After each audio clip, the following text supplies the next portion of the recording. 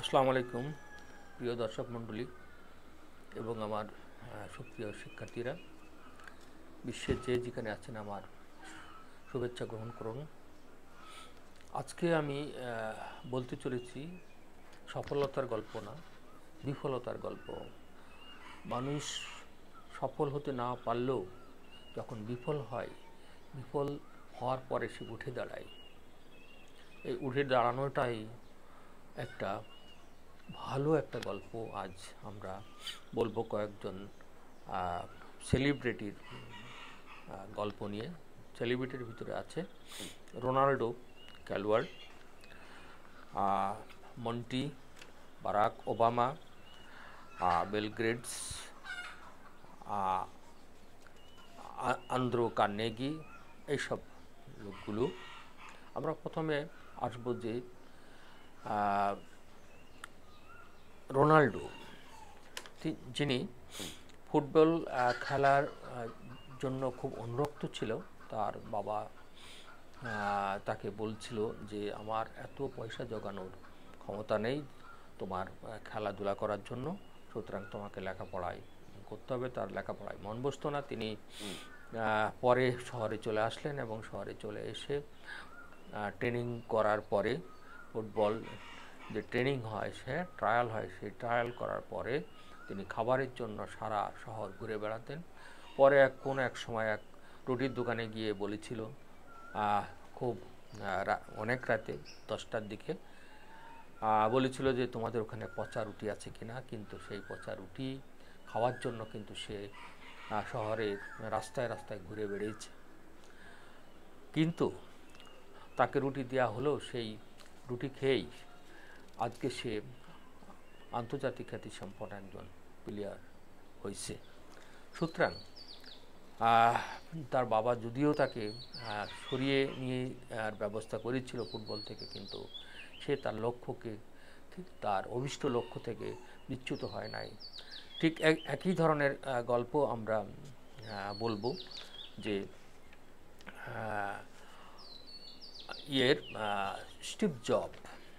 Steve জবের গল্প আমরা সবাই জানি। তিনি কিন্তু স্ট্যামফোর্ড বিশ্ববিদ্যালয়ের ছাত্র ছিলেন। যখন তিনি দেখলেন যে তার পড়াশোনা ধরাবাঁধা, পড়াশোনা তার ভালো লাগতো না, সাহিত্য তার ভালো লাগতো না, বিজ্ঞান তার ভালো লাগতো না, তারপরে তিনি ওইসবগুলো ছেড়ে দিয়ে সে ক্যালিওগ্রাফ, এইটা নিয়ে লেখাপড়া করার পরে কিন্তু আজকে তিনি উন্নত করেছে ম্যাকিন্টশ কম্পিউটার, অ্যাপল কোম্পানি। কিন্তু তিনি যখন লেখাপড়া করতেন, যখন তিনি বিশ্ববিদ্যালয়ের ছাত্র ছিলেন না, ড্রপড আউট হয়ে গেলেন টাকা পয়সার জন্য, নিজের থেকে ড্রপড আউট হয়ে গেলেন। ঠিক একইভাবে বিল গেটসও কিন্তু ড্রপড আউট হয়েছিলেন, সফট ড্রপড আউট বলা হয়। তো আমরা স্টিভ জবের কথাই বলবো। তিনি প্রথমে তার ছাত্রাবাসে জায়গা ছিল না, হলে জায়গা ছিল না। পরে তিনি তার বন্ধুদের সাথে ফ্লোরিং করে করতেন এবং ফ্লোরিং করে ঘুমাতেন। পরে খাবার জন্য তিনি কি করেছেন, যে ওই যে পেপসিগুলা বা এই ড্রিঙ্কসের বোতলগুলা সংগ্রহ করে 5 সেন্ট উপার্জন করে 7 মাইল দূরে ভালো খাবারের জন্য তিনি দৌড়াইছিলেন। এই হলো স্টিভ জবের গল্প। আরও গল্প আছে, আমরা শুধু বিফলতার গল্পগুলোই এখানে নিয়ে আসছি। ঠিক একইভাবে যে আপনার বিল গেটস, যদিও তিনি সফট ড্রপ ছিলেন, তিনিও কিন্তু সফট ড্রপ ছিলেন। তিনি তার গ্রাজুয়েশন কমপ্লিট করতেও পারে নাই, কিন্তু তার নেশা তাকে, তিনি যে কম্পিউটার অ্যাসেম্বল করবেন সেটার দিকে অনুরক্ত করেছিল। ঠিক একইভাবে আমরা হতাশায় দমে পড়লে হয় না। আমরা আরেকটা গল্প, আন্দ্রো কার্নেগি বলে একটা ছেলে, সে তার বাবা তাকে টাকা পয়সা জোগান দিতে পারতো না তেমন, তাই তিনি একদিন একটি পার্কে ময়লা কাপড় চোপড় পরেই ঢুকতে চেয়েছিলেন, কিন্তু ওই পার্কের কর্তৃপক্ষ তাকে ঢুকতে দেয়নি, শুধু ময়লা কাপড় পরার জন্য। পরে তিনি তার প্রচেষ্টায়, তার আগ্রহে তিনি কি করলেন, ওই পার্কটা তার প্রচেষ্টা করে, তার ইনকাম করে, হ্যাঁ, তা সে ওই পার্কটা কিনে নিয়ে সবার জন্য উন্মুক্ত করে দিয়েছিলেন। আমরা আরেকটা গল্প দেখব যে মন্টি বলে একজন ছেলে, সে একজন একজন ঘোড়দৌড় প্রশিক্ষকের ছেলে ছিলেন। সে কিন্তু ঘোড়দৌড়, তার বাবা যখন ঘোড়ার দৌড় আর কি, রেস, হ্যাঁ, হর্স রেস যখন প্র্যাকটিস করাতেন, তখন তিনি দেখতেন যে তার বাবা তাকে ঘোড়াগুলোকে খুব ভায়োলেন্টলিভাবে, খুব কঠোরভাবে প্রশিক্ষণ দিচ্ছে। তিনি বললো যে আমি খুব সহজভাবে প্রশিক্ষণ দেব। পরে তিনি স্কুলে গিয়ে তার একটা রচনায় লিখলেন যে আমি আমার ৬২ একর জমি দরকার ঘোড়া রেসের জন্য। হ্যাঁ, একটা রচনা লিখতে বুঝলেন যে তোমাদের জীবনের লক্ষ্য কী। তিনি তার ৬২ বললেন যে আমার ৬২ একর জমি লাগবে এবং ক্যালিফোর্নিয়ায় একটা বাড়ি লাগবে। এই তার জীবনের লক্ষ্য ছিল। আমি বলছি লক্ষ্যভ্রষ্ট হলে চলবে না। তারপরে তিনি এই এই প্রচেষ্টায় করে যাচ্ছিলেন। হঠাৎ করে তিনি যখন এই রচনায় লিখলেন, তখন তার শিক্ষকরা তাকে বলল যে এই রচনা কখনোই তোমার জীবনের সফলতা এনে দেবে না, তুমি এটাকে চেঞ্জ করে তুমি কি করতে চাও সেটা তুমি করো। পরেতে সে বলল যে না, আমি কখনো এটা চেঞ্জ করব না, আমার লক্ষ্য, আমি এখানেই থাকব। পরে ওই কোনো এক সময় ইংল্যান্ডের রানী পরে একটা ঘোড়দৌড়ের ব্যবস্থা করেছিলেন এবং তার সাথে পরিচয় হয়েছিল, এবং তিনি রানী তাকে বলেছিল তুমি কিভাবে কি করতে চাও, তুমি একটা বই লেখো। তারপরে তিনি মন্টি একটা বই লিখলেন এবং সেই বইটা হর্স রেসের উপরেই ছিল, ঘোড়া দৌড়ের প্রশিক্ষকের উপরেই ছিল। পরে এই বইটা ছিল বেস্ট সেলার হয়ে গেল এবং তিনি ওই ৬২ একর জমিও কিনতে পারলেন এবং ক্যালিফোর্নিয়ায় একটা বাড়িও কিনতে পারলেন।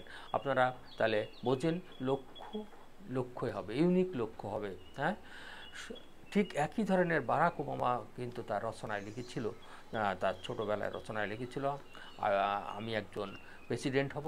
ঠিক তার শিক্ষকরা ঠিক একইভাবে বলেছিল, ইনসাল্ট করেছিল, কখনোই এটা সম্ভব না।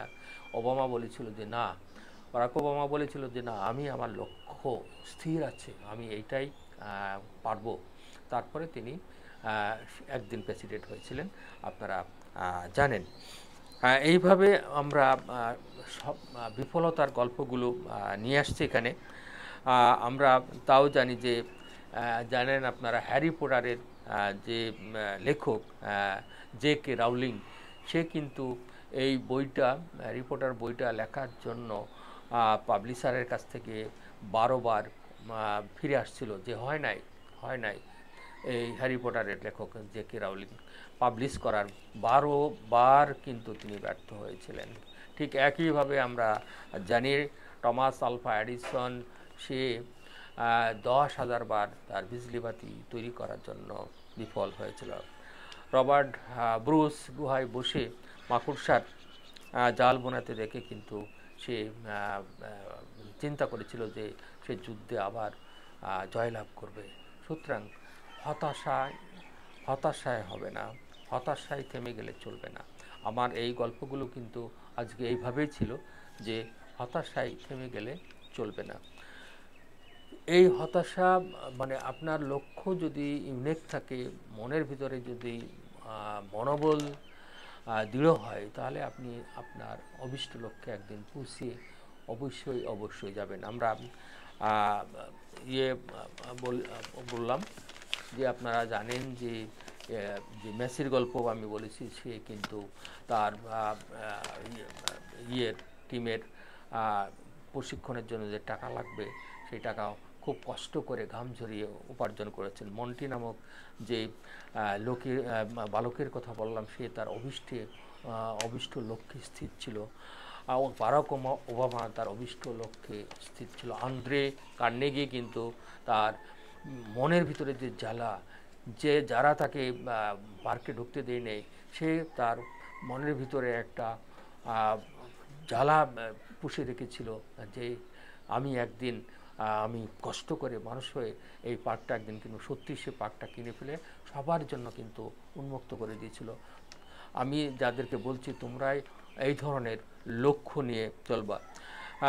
আমরা তাও জানি রোনাল্ডো কত খেলোয়াড় কত কষ্ট করছে, খাওয়ার জন্য কত কষ্ট করছে, স্টিভ জব খাওয়ার জন্য কত কষ্ট করছে। হ্যাঁ, বেলগ্রেডের মতো লোক, তিনি আজ সারা পৃথিবীর মানুষকে স্বপ্ন দেখাচ্ছে, যদিও তারা লেখাপড়া কম করলেও। দেখেন স্টিভ জব, আমি বলছি যে বেলগ্রেডসে তার গ্রাজুয়েশন কমপ্লিট করতে পারে না, স্টিভ জবও কিন্তু তার উচ্চ শিক্ষায় শিক্ষিত হতে পারেন নাই। হ্যাঁ, তারপরে রোনাল্ডো তো পড়তে পারে, মেসি তেমন পড়ে না, কিন্তু তারা কিন্তু সম্মানের উচ্চ শিখরে আছে। একটাই তাদের ইউনিক এম ছিল, এমনি তাদের লক্ষ্য ছিল, অভীষ্ট লক্ষ্য ছিল, তাদের জীবনের লক্ষ্যটা স্থির ছিল। হ্যাঁ, যে আমি এইটাই যেতে পারবো। যেমন মন্টির টিচার তাকে বলছিল আমি তোমাকে এফ দিয়ে দিলাম, তা মন্টি বলছিল তুমি আমাকে এফ দাও, ফেল দাও, কিন্তু আমি ওখানে আমার স্বপ্নকে, এফের জায়গায় আমি আমার স্বপ্নকে, আমার ড্রিমকে ওখানে লিখে দিলাম। তো এইভাবে বারাক ওবামাকেও বলা হয়েছিল তুমি তোমার ওই যে এমিল লাইফের ঘটনাগুলো চেঞ্জ করো, বললো না কখনোই করব না। মন্টি যেমন করে নাই, বারাক ওবামা যেমন করে নাই। এইভাবে শুধু আমরা এদের ঘটনা, হাজারো মানুষ আছে, হ্যাঁ, যে কে রাউলিং আছে, টমাস আলফা এডিসন আছে, এইগুলো আমাদের আমাদের অনুপ্রাণিত করে তাদের গল্পগুলো। আমরা এই গল্পটা যদি আপনাদের ভালো লাগে চারিদিকে ছড়াই দেবেন। যে শুধু সফলতার গল্পই শুনো না, আমরা এপিজে আব্দুল কালাম স্যারের এই কথা দিয়ে শেষ করব। তিনি বললেন যে শুধু সফলতার গল্পই শোনো না, বিফলতার গল্প শুনতে হবে। এবং আমাদের আরেকটা ওবামাও বলছিল যে মিস্টেক, হ্যাঁ, মিস্টেক উইল ডিফাইন ইউ। হ্যাঁ, মিস্টেক, হ্যাঁ, your last mistake will define you, your last mistake will be your best teacher. সুতরাং আমরা দমে যাব না, হেরে যাব না, আমরা পড়ে যাব, তারপরে উঠব। হ্যাঁ, উঠে দাঁড়াবো, আবার রান করব। হ্যাঁ, so don't give up, please move on. Thank you very much.